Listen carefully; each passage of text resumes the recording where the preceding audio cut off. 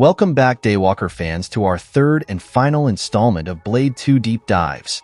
In our previous videos, we've delved into the shadowy world of vampires and reapers, uncovering hidden secrets, Easter eggs, and behind-the-scenes trivia. But our journey isn't over yet. In this installment, we're diving even deeper into this fascinating underworld.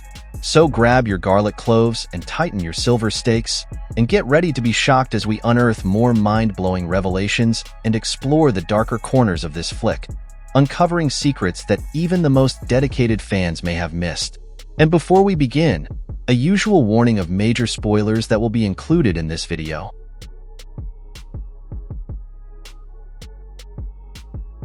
The scene where Scud is watching television was originally intended to feature an episode of the anime series Speed Racer. However, due to rights issues with the domestic distribution of the show, the filmmakers had to find an alternative.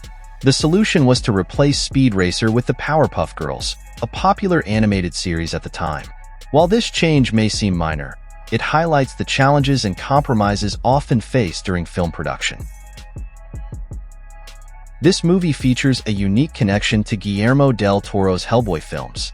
Ron Perlman and Luke Goss would later reunite in Guillermo del Toro's Hellboy 2, The Golden Army. Perlman reprised his iconic role as Hellboy, while Goss took on the villainous role of Prince Nuada. The collaboration in Blade 2 also marked the second time Ron Perlman and Guillermo del Toro worked together, their first being in the movie Cronos. The name Scud is a reference to the comic book series Scud, the Disposable Assassin, which is a comic book character known for his dark humor and attitude. By naming Blade's assistant after this comic book character, the filmmakers are paying homage to the source material that inspired it. It's a subtle nod to comic book fans and a testament to the interconnectedness of the comic book and film worlds. While Carell Roden delivers a good performance, his thick Czech accent posed a challenge for some viewers to understand. To ensure clarity and comprehension, much of his dialogue was dubbed over by an uncredited English actor. This decision allowed for a more accessible viewing experience without compromising the film's overall quality. While Roden's original performance remains intact in certain scenes, the use of dubbing in others was a practical solution to a common issue in filmmaking.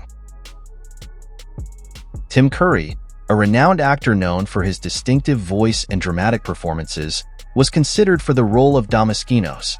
While Curry's unique presence would have undoubtedly added a memorable dimension to the character, the role ultimately went to Thomas Kretschmann. The intricate clock seen in Damaskinos' lair is a reproduction of the famous Orloj astronomical clock in Prague. This real-world clock is not only a timepiece but also a complex astronomical instrument.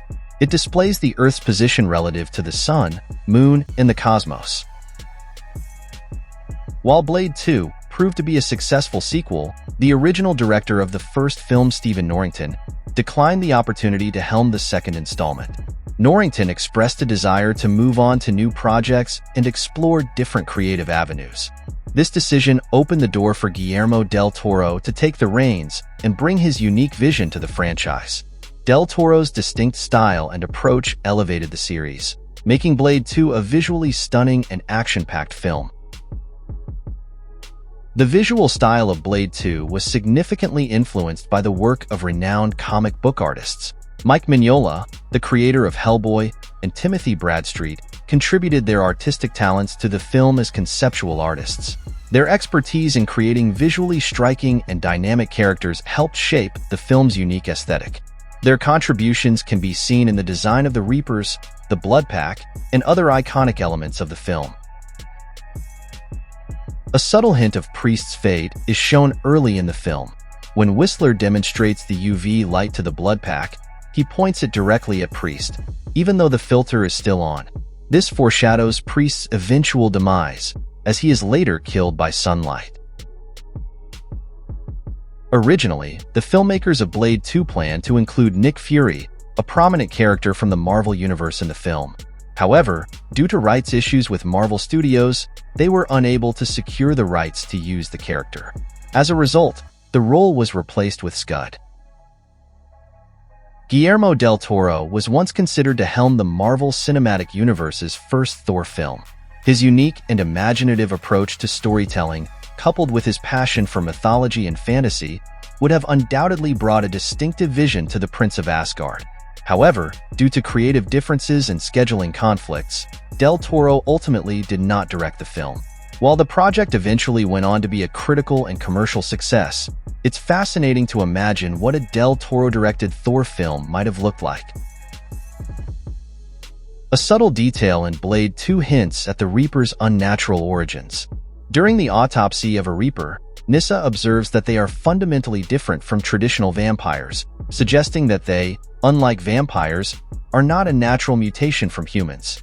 The Reaper's unique physiology, including their resistance to certain vampire-killing methods, implies that they may be the result of artificial manipulation or a more sinister evolutionary process.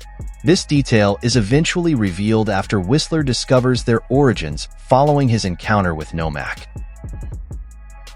A unique aspect of the film is that it deviates from the sword-fighting tradition established in the first part. Unlike the previous and subsequent installments, Blade 2 does not feature a climactic sword duel between the protagonist and the primary antagonist. While Blade does engage in intense combat with Nomak using his signature ninjato, Nomak himself does not wield a sword. Interestingly, the main villains are defeated through other means in the other films, while Nomak is ultimately killed by Blade's sword, though he actually uses it on himself.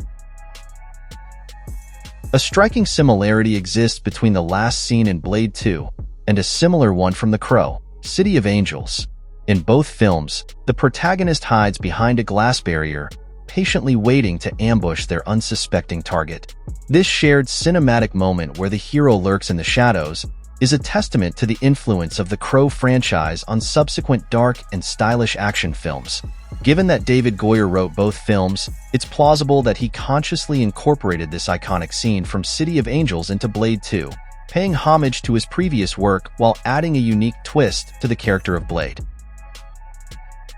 The original script had a different vision for the scene involving the drug dealer and Nomak. Instead of Nomak being the one to kill the dealer, it was originally Chupa. The drug dealer would have approached Chupa, unaware of his vampiric nature, and attempted to make a deal. Chupa would then attack the dealer, but Blade would intervene, saving the dealer's life.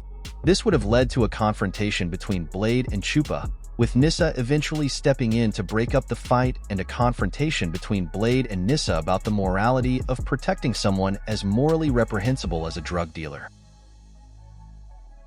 In the final scene, as Rush prepares to watch a stripper, he places a collection of razor blades on the counter. This ominous detail suggests that the strip show is not merely a form of entertainment, but a ritualistic act involving bloodletting. This dark twist adds a layer of horror and perversion to the scene, highlighting the depravity of the vampire world and the sinister intentions of its inhabitants. And this concludes all the fun facts we have about Blade 2. We hope you enjoyed learning some fascinating details and secrets about this classic vampire action flick. If you did, please give this video a thumbs up and subscribe to our channel for more intriguing and shocking content, and share this video with your friends so they don't miss out on the fun. Also, stay tuned for more fascinating videos with hidden details and fun facts about your favorite movies, TV shows, and games. We have a lot of great content planned for the future, so make sure you don't miss out. Until next time, thanks for watching, and we'll see you in our next video. Get you later.